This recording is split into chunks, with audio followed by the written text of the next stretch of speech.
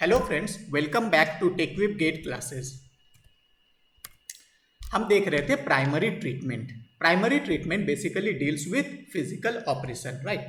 इसमें हमने screen chamber देख लिया था। Next is grit chamber. Grit chamber में हमारा मेन फोकस होगा to remove the inorganic suspended particles, right. तो here the main focus will be to remove inorganic suspended particles. अब ये जो इनऑर्गेनिक सस्पेंडेड पार्टिकल्स है, इसके वजह से प्रॉब्लम्स क्या क्या होते हैं हमें। एक तो एब्रेशन, बड़े साइज के पार्टिकल्स है वो सीवर लाइन में जाकर के रगड़ाएगा और उस सीवर लाइन को खराब करेगा, एब्रेशन। सेकेंड कि ये जो बड़े साइज के पार्टिकल्स हैं वो क्या होता है, वो डिपॉजिट हो सकता है और डिपॉजिट होने के बाद में वो it can absorb some grease और उसके बाद में वो सॉलिडिफाई हो सकता है। आगे चल के आप ये भी देखोगे कि ये जो हमारा स्लज प्राइमरी सेडिमेंटेशन टैंक और सेकेंडरी सेडिमेंटेशन टैंक, उन दोनों से जो मुझे ऑर्गेनिक स्लज मिलता है उसे हम ऐसे ही डिस्पोज नहीं कर सकते हैं, राइट। उसे हमें इनर्ट मैटर में कन्वर्ट करना पड़ेगा, मतलब उसे डाइजेस्ट करना पड़ेगा। तो ये जो डाइजेस्टर में हम स्लज को भेजते हैं, अगर उसमें इनऑर्गेनिक पार्टिकल्स ज़्यादा होंगे तो वो अननेसेसरीली वहाँ का जो स्पेस है वो उसको ऑक्यूपाई करेगा, जो हम नहीं चाहते हैं, राइट। इसलिए जो इनऑर्गेनिक सस्पेंडेड मैटर है उसको हम टारगेट करेंगे कि वो पहले ही हट जाए। Okay, so the third point is that it occupies, if it is not removed then it will occupy the valuable space in sludge digester। okay, अब इसका डिज़ाइन हम लोग देखते हैं। इसके डिज़ाइन में क्या है, बेसिकली यहाँ पे होगा क्या कि मान लो ये पाइप है और इस पाइप से स्लज आ रहा था, राइट। और आप क्या करते हो कि ये यहाँ पे आप एरिया इंक्रीज कर दोगे, राइट। एरिया इंक्रीज करने से क्या हुआ, मान लो यहाँ से डिस्चार्ज आ रहा था Q with a certain velocity से, यहाँ पे वेलोसिटी है V1। अब यहाँ पे डिस्चार्ज तो सेम है, यहाँ पे वेलोसिटी क्या होगा V2, और ये V2 जो है वो it will be less than V1, right. मतलब बेसिकली आपने किया क्या, यहाँ पे वेलोसिटी को डिक्रीज कर दिया। क्यों किया ऐसा, क्योंकि वेलोसिटी जब आप डिक्रीज करोगे तो वो वहाँ पे सेटल हो पाएगा। मतलब ग्रिड चेंबर का डिज़ाइन पूरा पूरी जैसे आपने सेडिमेंटेशन टैंक का डिज़ाइन किया था वैसे ही होगा। सिर्फ अंतर क्या है, अंतर यह है कि यहाँ पे आप किसको रिमूव करोगे, इनऑर्गेनिक मैटर को। और इनऑर्गेनिक मैटर जो है, इनऑर्गेनिक सस्पेंडेड मैटर जो है वो ऑर्गेनिक सस्पेंडेड मैटर से भारी होता है, ठीक है। मतलब इसको एक पर्टिकुलर स्पेसिफिक ग्रेविटी के लिए हम डिजाइन करेंगे। तो यहाँ पे अगर मैं लिखूं कि what is the grid chamber, it is enlarged channel where velocity is reduced,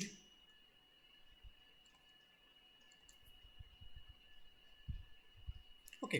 अब यहाँ पे ये जो सेटलिंग होगा वो हम कहेंगे क्या, it is a type 1 settling. Okay, आपने ये already type 1 type 2 settling water supply के समय में पढ़ा था। टाइप 1 सेटलिंग क्या था, डिस्क्रीट पार्टिकल सेटलिंग, मतलब एक पार्टिकल इंडिविजुअली वो सेटल करता है। तो यहाँ पे बेसिकली जो हम डायमीटर कंसिडर करेंगे डिजाइन करते समय, that is dia, discrete particle of dia 0.2 mm, okay. और स्पेसिफिक ग्रेविटी यहाँ पे होगा 2.65, राइट। अब यहाँ पे जो आप वेलोसिटी बेसिकली लेते हो वो वेलोसिटी है, अगर मैं कहूँ कि द हॉराइजॉन्टल वेलोसिटी VH, इसको हम फ्लो वेलोसिटी भी कहते हैं। तो ये जो हॉराइजॉन्टल वेलोसिटी है इसको हम लेते हैं 0.3 मीटर पर सेकेंड, ओके। अब अगर इस वेलोसिटी से अगर आप 25% ज़्यादा ले लो तो उसमें क्या हो जाएगा, अगर ये 25% ज़्यादा आप वेलोसिटी ले लेते हो, वेलोसिटी ऐसे लिखते हैं 25% मोर, तो उस केस में क्या हो सकता है, उस केस में वॉश आउट है ना। वेलोसिटी ज़्यादा होगा तो वो सेटल थोड़ी कर पाएगा, वो वॉश आउट हो जाएगा। और अगर मैं इससे 25% लेस ले लूँ, इस वेलोसिटी से 0.3 मीटर पर सेकेंड से 25% लेस वेलोसिटी ले लूँ तो क्या होगा, तो ऑर्गेनिक मैटर सेटल कर जाएगा। Then organic matter also settles, ठीक है। तो वेलोसिटी ज़्यादा भी नहीं होना चाहिए और कम भी नहीं होना चाहिए। ओके, चलिए डिज़ाइन करते हैं। क्या कह रहा है, मान लो कि ये फ्लो आपका इस डायरेक्शन में आ रहा है कुछ with a certain discharge. Okay, और here you have to design the grit chamber for particle size 0.2 mm। Okay, तो यहाँ पे मैं लिख लूँ जो डाटाज गिवन है वो d is equal to 0.2 mm, specific gravity 2.65, और ये क्या कह रहा है कि the settling velocity of this particle have been found to be 0.016 से 0.022 मीटर पर सेकेंड। ओके, यानी सेटलिंग वेलोसिटी का रेंज दिया हुआ है। सेटलिंग वेलोसिटी जो है Vs इज इक्वल टू 0.0162 0.022, और क्या दिया हुआ, the flow through velocity is V H कह लूँ, फ्लो थ्रू वेलोसिटी या horizontal velocity has been given as 0.3 metre पर सेकेंड। ओके, और क्या कह रहा है, मैक्सिमम वाटर फ्लो क्यू का वैल्यू दिया हुआ है। क्यू का वैल्यू कितना दिया हुआ है, दिस इज 10,000 मीटर क्यूब पर डे। ओके, अब इसको डिज़ाइन करते हैं। ये जो डायमेंशन है इसको दिस डायमेंशन को मैं कहूँ width of my grid chamber, this is the depth of my grid chamber and this is the length of my grid chamber. तो उसको अगर मैं कुछ से डिनोट कर दूं, मान लो इसको मैं बोलूँ W, right, and this is capital D and this is L। Okay, और ये जो एरिया है सामने का एरिया, ये एरिया, इसको अगर मैं बोलूँ cross sectional area of my grid chamber, इसको अगर मैं डिनोट कर लूँ, मान लो ये जो एरिया है इस एरिया को मैं डिनोट कर लूँ AX। ओके, और ये जो ऊपर का एरिया है ये वाला एरिया, इसको अगर मैं बोलूँ प्लान एरिया, राइट, तो ये इसको मैं लिख सकता हूँ, मान लो दिस इज A0। ओके, अब इसको हम डिज़ाइन करते हैं। मान लो अगर मैं यहाँ पे कुछ रेशियो ले लूँ, मान लो कि डेप्थ बाय विथ रेशियो। देखिए, डिज़ाइन अलग अलग लोग अलग अलग तरह से कर सकते हैं, ऐसा कोई नहीं है कि मैं जैसा कर रहा हूँ वही सही है बाकी गलत है। Okay, you can take the approach but it should be logically correct. Okay, तो यहाँ पे अगर मैं ऐसा करूँ कि मान लो डेप्थ बाय विथ रेशियो, इसको अगर मैं कंसिडर कर लूँ से फॉर एग्जाम्पल 1.5। ओके, तो यहाँ पे मैं लिख सकता हूँ depth is equal to 1.5 W। Okay, depth मुझे मिल गया, W भी। तो अगर मैं बोलूँ what is the cross sectional area, अगर मैं उसको AX कहूँ, क्रॉस सेक्शनल एरिया ये वाला area, AX will be 1.5 W square. Okay, अब डिस्चार्ज आपको पता है, डिस्चार्ज को क्रॉस सेक्शनल एरिया से डिवाइड कर दोगे तो आपको कौन सा वेलोसिटी मिलेगा, फ्लो थ्रू वेलोसिटी या फिर हॉरिजॉन्टल वेलोसिटी, राइट। तो यहाँ पे देखिए हॉरिजॉन्टल वेलोसिटी दिया हुआ है 0.3। तो आप अगर ये इक्वेशन लगाओ, if you write that Q is equal to VH जो कि हॉरिजॉन्टल वेलोसिटी है इनटू AX, राइट। तो यहाँ से देखिए आपको AX मिल जाएगा, AX is equal to Q by VH। Okay, अब यहाँ पे अगर मैं देखूँ कि क्या है value, this was 10,000 metre cube पर day and VH it was 0.3 metre पर सेकेंड। ओके, पर डे है तो उसको अगर मैं कन्वर्ट कर दूँ इंटू 24 इंटू 60, ठीक है, तो ये हो गया इतना क्या, और ये आपका सेकेंड में अगर मैं कन्वर्ट कर दूँ तो यहाँ से ये डायरेक्टली वैल्यू क्या आ जाएगा, यहाँ से वैल्यू आपका आता है AX is equal to 0.39 metre square. Okay, अब 1.5 W square is equal to 0.39 metre square. Okay, तो यहाँ से आप देखो कि आपको W का वैल्यू मिल जाएगा, W comes out to be 0.51 metre, और डेप्थ जो कि 1.5 टाइम्स W है, it will be 0.76 metre. Fine. अच्छा, अब अगर मैं सेटलिंग वेलोसिटी वी एस को, क्योंकि वो उसका एक रेंज दिया हुआ था, राइट, तो मैं एक सेटलिंग वेलोसिटी कंसीडर कर लेता हूँ, से फॉर एग्जांपल 0.02 मीटर, ठीक है, इसको मैं एज्यूम कर लूँ, assume the settling velocity to be this. अब ये जो सेटलिंग वेलोसिटी होगा, अगर मैं बोलूँ d is the depth, then depth by time should be equal to settling velocity, right, क्योंकि वो जो पार्टिकल है ऐसे नीचे सेटल कर जा रहा है, डेप्थ d है, तो ये नीचे पूरा सेटल कर जाएगा कितने टाइम में, d by T, and that is settling velocity. तो यहाँ से अगर मैं टाइम निकालूं कि कितने समय में ये सेटल कर जा रहा है, then it will come out to be time will be equal to d by V S. Okay, तो ये डेप्थ था कितना, 0.76 metre, and V S we have taken as 0.02 metre पर सेकेंड। तो यहाँ से टाइम मुझे मिलता है 38 सेकेंड। ओके, तो टाइम जितने समय में ये इधर से सेटल कर गया, उतने समय में ही वो जो पार्टिकल होगा, देखो पार्टिकल कैसा है, आप ऐसा इमेजिन करो कि वो पार्टिकल यहाँ पे है, ठीक है, तो वो जितने समय में ऐसे नीचे सेटल करेगा, उतने समय में वो ऐसे सामने भी ट्रेवल करेगा, तो वो सामने कितने दूर ट्रेवल करेगा, length of the grid chamber, ठीक है, उससे मुझे length of the grid chamber मिलेगा, टाइम मुझे पता है और हॉरिजॉन्टल वेलोसिटी भी पता है, तो यहाँ से मैं लिख सकता हूँ कि horizontal velocity is equal to length of the grid chamber by this same time. तो यहाँ से मुझे क्या मिल जाएगा, length is equal to horizontal velocity into time, that is equal to horizontal velocity कितना था मेरा, 0.3 था ना शायद, हॉरिजॉन्टल वेलोसिटी 0.3। ओके, तो it will be 0.3 into 38 and this will come out to be 11.4 metre. Okay, तो आप देखो यहाँ पे आपने लेंथ विथ, ये आपका लेंथ हो गया, this is the length, this is the depth, this is the depth and this is the with.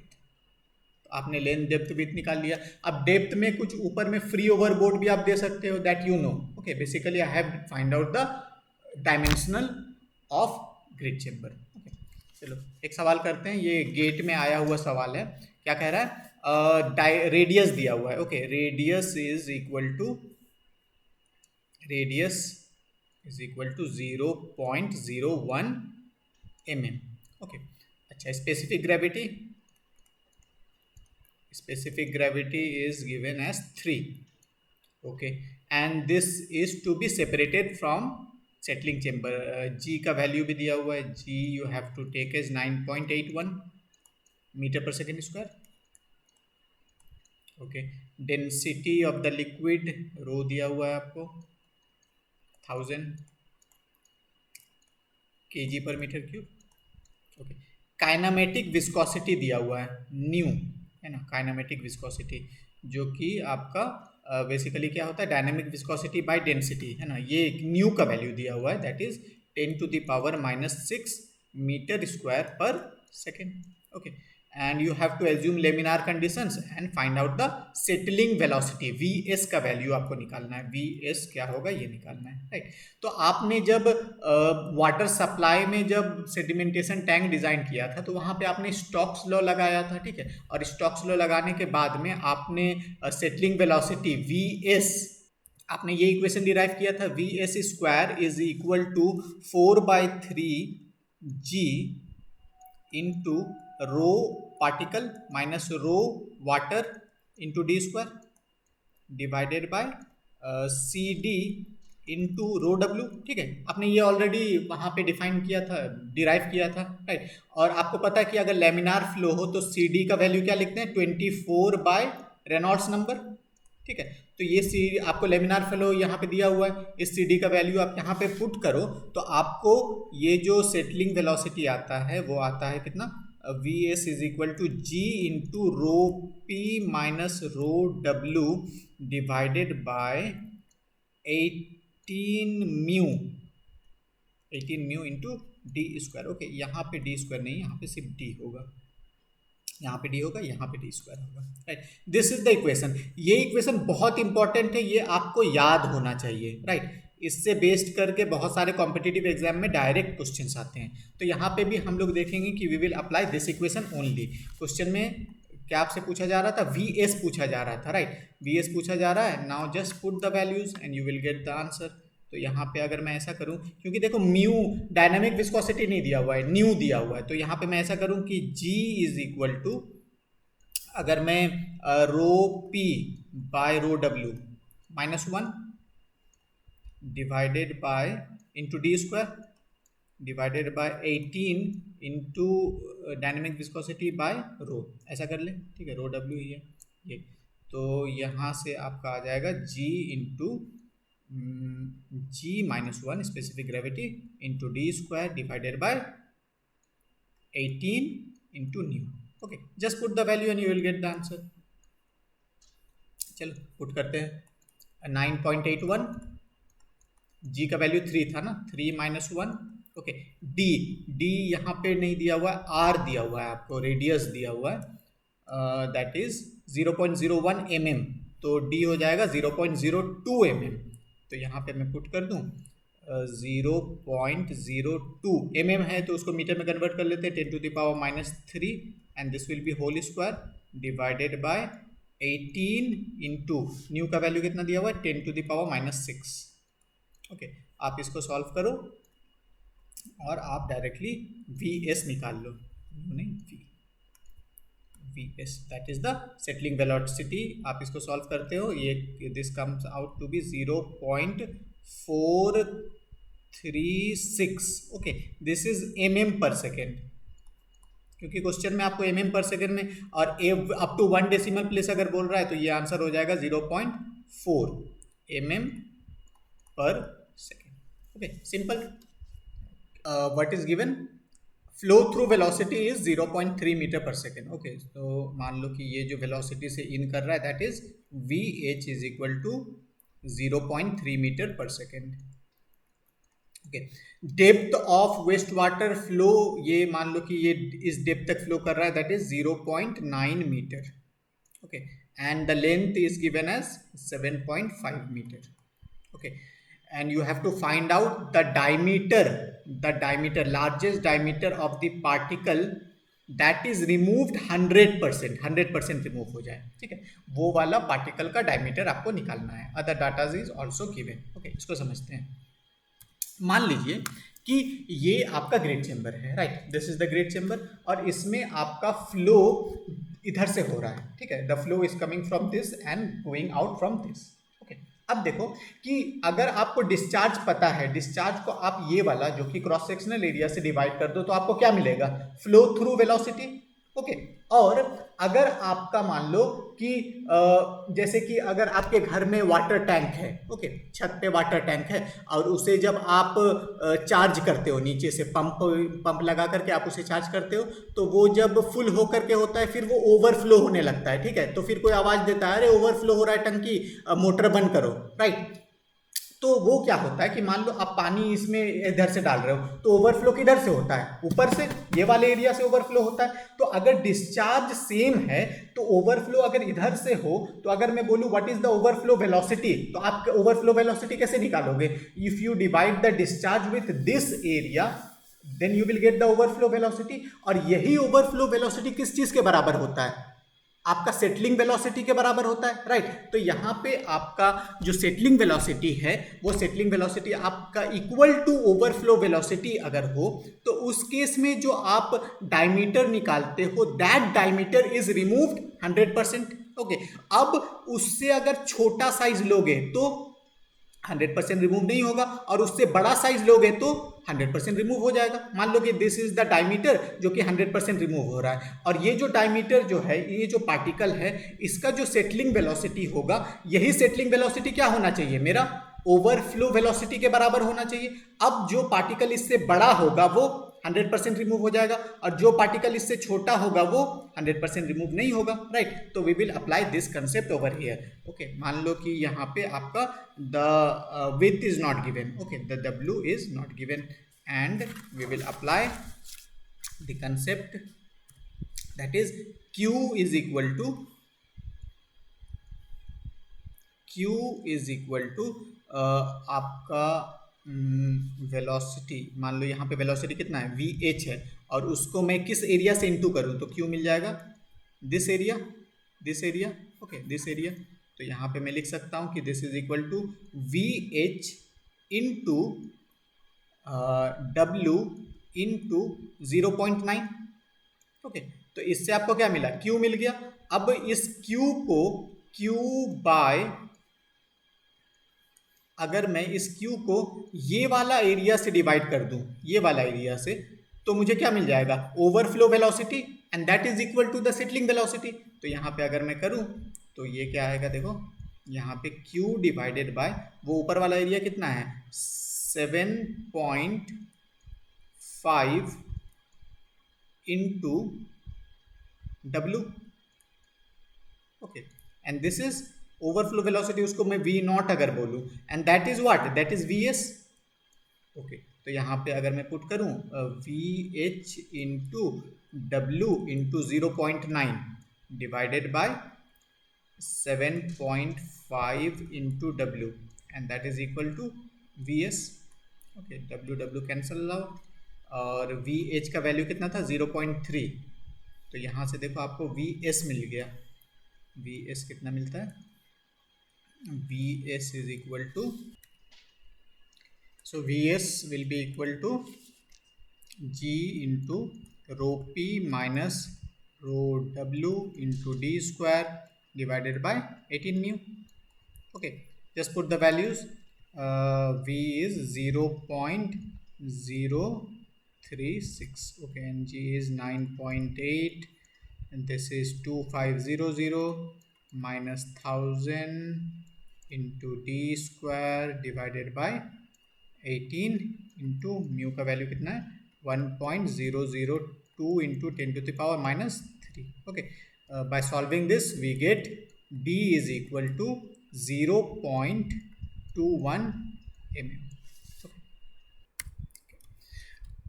After grid chamber we have removed the suspended inorganic matters. Now अब हमारा target क्या है कि जो सस्पेंडेड ऑर्गेनिक मैटर है उसको हटाना होगा, तो उसे हम हटाते हैं प्राइमरी सेडिमेंटेशन टैंक में। सेडिमेंटेशन टैंक, ग्रिड चेम्बर, इन सब का डिज़ाइन सेम है। ओके, बस जो थोड़ा सा कंसेप्ट में अंतर है कि कहाँ पे आपका इनऑर्गेनिक हट रहा है, कहाँ पे ऑर्गेनिक हट रहा है, वो आपको ध्यान देना होगा। ओके, तो here in primary sedimentation tank it is also a unit operation, right. यहाँ पे तो प्राइमरी ट्रीटमेंट में जितना कुछ है सब तो यूनिट ऑपरेशन ही हो रहा है।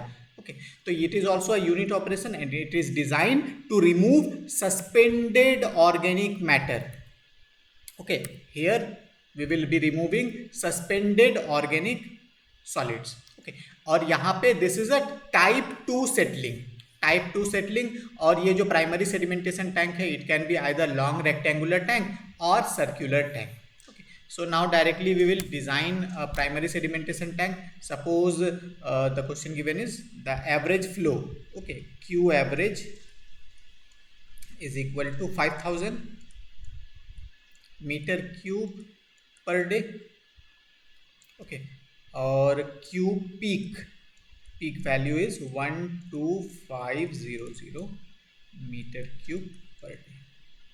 Okay, now you have to design a primary clarifier. Okay, ये ध्यान देना, प्राइमरी सेडिमेंटेशन टैंक और प्राइमरी क्लैरिफायर एक ही चीज है, कंफ्यूज मत होना। ओके, यहाँ पे यू हैव टू रिमूव 60%। कोई एक सस्पेंडेड पार्टिकल है उसे आपको 60% रिमूव करना होगा। You have to design the primary clarifier to remove 60% of suspended solid at average flow पे। ठीक है, देखते हैं। तो यहाँ पे देखो एक ग्राफ दिया हुआ है आपको, मान लो कि 60%, this is the 60% removal, this is the 60% removal. तो 60% रिमूवल पे आपका ओवरफ्लो रेट कितना दिया हुआ है, अप्रॉक्सीमेटली 38 के आसपास। Okay, approximately 38 metre cube per, या metre square, sorry metre per day यहाँ पे डायरेक्टली दिया हुआ है वो, आप इसे ऐसा लिख सकते हो ना, मीटर क्यूब पर day. Okay, this is what Q, और ये डिवाइडेड बाय मीटर स्क्वायर। ये जो है ऊपर का टर्म ये क्या होता है क्यू, और ये जो नीचे का टर्म है ये क्या है, एरिया ए नॉट, जो कि प्लान एरिया है। तो ये आपका ओवरफ्लो रेट को आप ऐसे भी लिखते हो, मीटर क्यूब पर डे पर मीटर स्क्वायर, ऐसा मीटर क्यूब पर मीटर स्क्वायर इंटू डे। ठीक है, तो कई बार ऐसे लिख देते हैं या कई बार डायरेक्टली आप देखो यहाँ पे क्या है, मीटर पर डे। ओके, तो यहाँ पे ये यूनिट में मीटर पर डे डायरेक्ट दिया हुआ है। Okay, so let's solve. Overflow rate at 60%, I am considering at 38 meter per day. Okay, so let us say that the overflow rate V naught is equal to 38 meter per day. Okay, और Q आपका दिया हुआ है, Q average how much, 5000 metre cube पर day. Okay, तो आप देखो यहाँ पे अगर क्यू एवरेज से डिवाइड कर दो, मतलब Q average is equal to V naught into A naught, जो कि क्या है, प्लान एरिया, ऊपर का एरिया। ओके, तो यहाँ पे अगर मैं प्लान एरिया डायरेक्टली देखो क्या आता है, ये plan area will come out to be A naught is equal to 5000 divided by 38। Okay, this comes out to be 132 metre square. Okay, तो यहाँ पे प्राइमरी सेडिमेंटेशन टैंक आप सर्कुलर भी दे सकते हो, so let us provide circular tank. Okay, circular tank of diameter D, capital D कर लेते हैं इसको, diameter capital D. Okay, so क्या हो जाएगा, pi by 4 into D square is equal to 132। Okay, तो यहाँ से आपको d का वैल्यू मिल जाएगा। d का वैल्यू आता है approximately, it will come out to be approximately 13 metre. Okay, 13 metre. अच्छा, let us assume depth is equal to, depth को मान लो इसको डी डैश से डिनोट करूँ, डी डैश से, that let us assume 3 metre. Okay, तो आपको वॉल्यूम मिल गया, वॉल्यूम कितना मिला, एरिया यानी ए नॉट इंटू डी डैश, तो ये हो जाएगा 132 इंटू 3, यानी कि या फिर मान लो कि यहाँ पे आपने ये अप्रॉक्सीमेट थोड़ा कर लिया था ना, तो आप इसको ऐसे भी लिख सकते हो, it will be more accurate. आप यहाँ पे जो डायमीटर आपने लिया है उसको ही लिख दो डायरेक्ट, ये pi by 4 into 13 square, okay, into 3, and this will come out to be 398.2 metre cube. Okay, अब आपको पता है कि अगर आपको डिस्चार्ज पता है और वॉल्यूम पता है, then you can find out the detention time. Okay, तो डिटेंशन टाइम कैसे निकालते हैं, आपका volume by time is equal to discharge Q. तो यहाँ से आप डिटेंशन टाइम क्या लिखोगे, detention time is equal to the volume divided by discharge, and that will be 398.2 divided by 5000, and this will come out to be 0.08 day, क्योंकि ये जो था ये किस में था, मीटर क्यूब पर डे में था, और इसको आवर में कन्वर्ट करो तो ये आता है अप्रॉक्सीमेटली 1.91 आवर। ओके, तो डिटेंशन टाइम भी आपको मिल गया। अब एक बार चेक कर लें कि ये डिटेंशन टाइम में अगर पीक फ्लो हो रहा है तो कितना % रिमूव होगा, वो भी एक बार चेक कर लेते हैं। ठीक है, डिटेंशन टाइम तो हमें मिल गया। ओके, डिटेंशन टाइम यहाँ मिल गया। Lastly I will just check कि अगर पीक फ्लो हो रहा है तो कितना % मेरा रिमूव होगा, जस्ट वो चेक कर लेते हैं। तो आपका मान लो V naught overflow velocity at peak flow, वो कितना मिलेगा, डिस्चार्ज कितना है पीक फ्लो पे 12500, ओके, मीटर क्यूब पर डे, और एरिया आपको पता है कौन सा एरिया, प्लान एरिया ऊपर का 132 हमने लिया था ना, मान लो वो 132। ओके, तो यहाँ से आपका ये कितना आ रहा है, this comes out to be 94.7। Okay, 94.7। तो एक बार जो हमारा ग्राफ दिया हुआ था वो देखें, 94.7। ओके, 94.7 मान लो यहाँ पे कहीं होगा, तो उसमें आपका अंदाजे से आप कितना बोल सकते हो कि % कितना रिमूव हो रहा है। मान लो कि ये 94.7 कुछ यहाँ से आप ऐसे लोगे तो कितना % ये रिमूव हो रहा है, अप्रॉक्सीमेटली 36 के आसपास मान सकते हो। ठीक है, तो पीक फ्लो में आपका रिमूवल इज 36%। ग्राफ से आप बोल सकते हो कि eight peak flow removal is removal at peak flow is equal to 36%. Okay simple. अच्छा नेक्स्ट क्वेश्चन क्या दिया हुआ है आपको, वेलोसिटीज दिए हुए हैं और कितना परसेंट रिमूव हो रहा है वो भी दिया हुआ है, राइट। यहाँ पे मान लो कि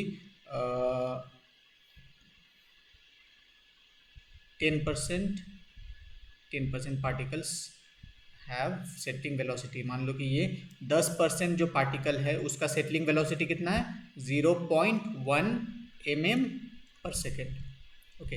और 60% पार्टिकल्स है उसका सेटलिंग वेलोसिटी मान लो Vs इज 0.2 mm/सेकेंड एंड रिमेनिंग 30% इसका सेटलिंग वेलोसिटी है 1 mm/सेकेंड, ओके। अब आपसे कहा जा रहा है कि what would be the total percentage of particle removed from clarifier operates as surface overflow rate, ठीक है। सरफेस ओवरफ्लो रेट कितना दिया हुआ है, 43.2, ओके। यानी कि आपका V0 surface overflow rate settling velocity एक ही चीज़ है ना, V0 कितना दिया हुआ है 43.2, ये होगा मीटर क्यूब पर metre square into d, okay. So this is metre cube पर metre square into d, okay. तो इसको कन्वर्ट कर लेते हैं mm/सेकेंड में, तो ये एक्चुअली में कितना है 43.2 मीटर पर डे है, राइट, मीटर पर डे। तो मीटर है तो इंटू 10⁻³ कर लो तो ये mm में कन्वर्ट हो गया, और यहाँ पे इंटू डे है तो ये 24 × 60 × 60, ओके। तो यहाँ से देखो ये वेलोसिटी कितना आता है, this comes out to be 0.5 mm/सेकेंड, ओके। अब देखो जो पार्टिकल का वेलोसिटी 0.5 mm/सेकेंड या उससे ज़्यादा होगा वो तो 100% रिमूव होगा, क्योंकि वेलोसिटी इससे ये इतना वेलोसिटी है क्या 100% removed, okay. This much velocity is 100% removed, right. अब बाकी जो पार्टिकल्स है जिसकी वेलोसिटी इससे ज़्यादा है वो उसका डायमीटर भी ज़्यादा है, राइट, और वो 100% रिमूव तो होगा ही होगा। बाकी जो है जिसका वेलोसिटी इससे कम है वो 100% रिमूव नहीं होगा। तो आपसे परसेंटेज रिमूवल पूछा जा रहा है, तो वो हम कैसे निकालेंगे। मान लो कि ये जो 10% पार्टिकल था वो 10% पार्टिकल का वेलोसिटी कितना था 0.1, और यहाँ पे ये जो सेटलिंग वेलोसिटी वो है कितना 0.5, तो कितना परसेंट वो रिमूव हो जाएगा 0.1/0.5, ठीक है। ये हुआ पहला, ओके। प्लस बाकी कितना था 60% जो पार्टिकल है उसका सेटलिंग वेलोसिटी कितना है 0.2, और ये यहाँ पे आपका ओवरफ्लो रेट कितना है 0.5, तो वो कितना रिमूव होगा 0.2/0.5, ओके। एंड थर्ड उसका 30% पार्टिकल जो है 30% पार्टिकल उसका सेटलिंग वेलोसिटी कितना है 1, और ये कितना है 0.5, यानी कि ये कितना रिमूव हो जाएगा 100%, यानी 1 ही इसको रखोगे, ठीक है। क्योंकि वेलोसिटी अगर इससे ज़्यादा हो 0.5 या उससे ज़्यादा वेलोसिटी हो that will be removed 100%, okay. So this will be removed 100%, this will be removed 2/5, this will be removed 1/5, and if you solve this you will get 56% removal, okay. So the removal is 56%. Thank you very much.